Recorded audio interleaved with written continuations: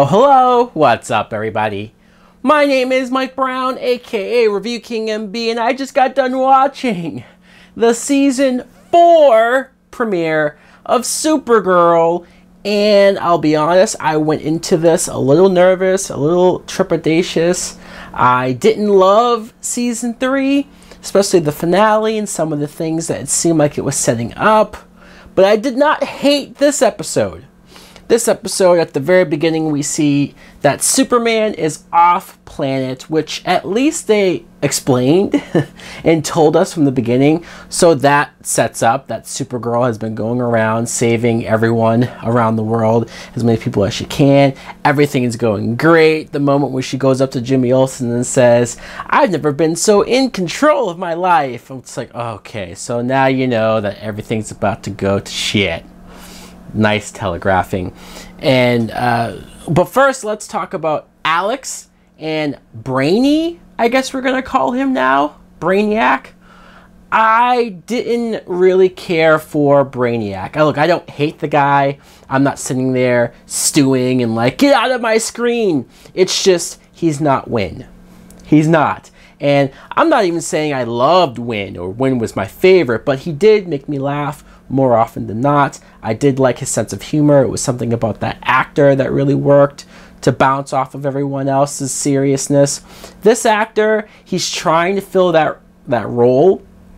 And the episode even acknowledged that, hey, I know I'm not Win, but I'm trying. And it's like,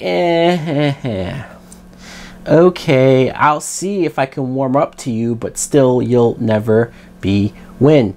Alex was fine. I do like her in this role as the director and seeing what she can do with that. The moment, though, where she did have that conversation with Kara and she's like, oh yeah, I'm going to start dating again. I said, oh no, does that mean we're going to get another long, annoying, drawn-out relationship side plot with Alex? Can't wait for that, because the Maggie one was so awesome.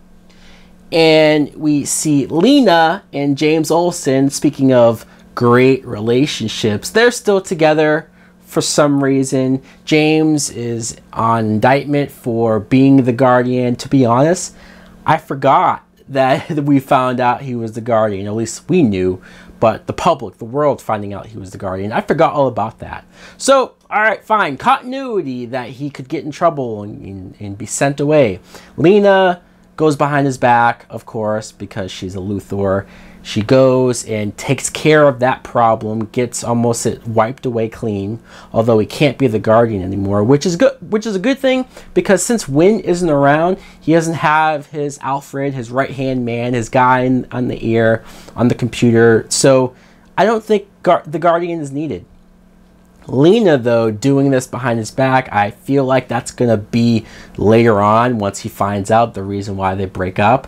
So I can't wait for that. Lena going to talk to her mom, but finding out that she was really using it to get on her mom for this shadiness going on. I liked hearing more about Lex. I want to see Lex portrayed on this show. I would love for Michael Rosenbaum to show up as Lex. I know continuity-wise it wouldn't make sense, but who cares? Actor's great in the role, so do it. John Jones, seeing him with this alien support group was very interesting. The fact that this is what he's been doing all of this time, and he's grown fondness to aliens, sympathetic to them because of how they can't fit in the world, and how he was trying to convince Supergirl that all of this was hate crimes against aliens, and she was against it. She was like, no, I'm sure it's not that. I liked the idea, and this was very interesting. Supergirl not really, almost being naive to the idea that people are racist towards aliens and that this whole thing, because I guess she has to be like that. She has to think positive of everyone. She saves so many people. To think that some of those same people are hate and do some messed up things when she sees the dark web for the first time. Sure, it's a little silly, but I like the idea behind it. For an episode that it felt like a one-off, I feel like hopefully it does continue throughout the season with some of the ideas. Hell, we found out the world found out that the president, Linda Carter, is an alien. So what do you do with that? Not only do you guys have the first ever female president, you have the first ever alien president, and you didn't even know it. The new girl who's at Catgo, Nia or Naya, whatever her name is, she was fine. I like the dynamic of her being like Kara or Kira in season 1 with Kat, and that dynamic of Kara realizing that and wanting to take her under her wing. It made me think, though, that James Olsen does not fit the role of running the company. I just don't buy him in that role. I've never bought him in that role. I don't buy that he's able to run this big company. But if Kara took over, if she was the one running this, if she had some of those Cat Grant-like aspects to her that she adopted from spending time with her, from learning under her, that could be interesting. And to have Kara as somebody who's running a company and not the underdog all the time. I know it's easier to write the underdog stuff, but let's be honest. How many reporting jobs has she really done? How many times have we seen her crack reporting or really juicy case, an interview or anything like that? It's really just she shows up to work and then she leaves to be Supergirl. The main villains, Otis and Mercy Graves. Look, the name Otis, sure, is a throwback to the hench dude, the really dumb guy from the Superman Christopher Reeve movies with Gene Hackman's Lex Luthor. So sure, fine, it was cute, it was nice to use the name Otis, but he was nothing like Otis, and it felt kind of weird that you would just place that name onto this guy.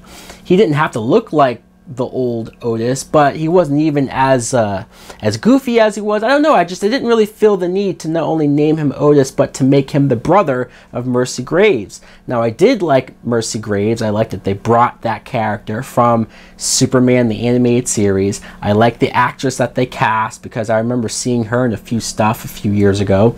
Haven't seen her in a while, and she was good. The fight with her versus Alex was pretty cool, and I want to see more fights with her. Definitely used her better than how Batman vs. Superman used Mercy Graves. Holy crap, was that a waste? Man, one of the many things that movie did wrong, and the way how they treated Mercy Graves was one of them. And you see that they're working with Agent Liberty, who I don't know who the fuck that is. I think the costume looks rather dumb, to be honest, but okay, fine. Let's see what this dude is all about. Why not? It can't be worse than the Russian Kara, who they're using to do evil things, because we're just going to use the Red Sun story from Superman with Supergirl. Let's just do that. They should have just kept Bizarro Supergirl around and just done her, because this Russian Kara thing, I have no interest in this. Them ending the episode with that made me go, what's The Walking Dead doing right now? Anyways, guys, I didn't hate this episode. I found some interesting things about it. I just didn't love it. I'm not so sure I'm going to love this season. Let me know in the comments below. What did you think of it? Did you like it more than I did, or did you hate it? Are you done with the show altogether? Like, comment, subscribe. Later!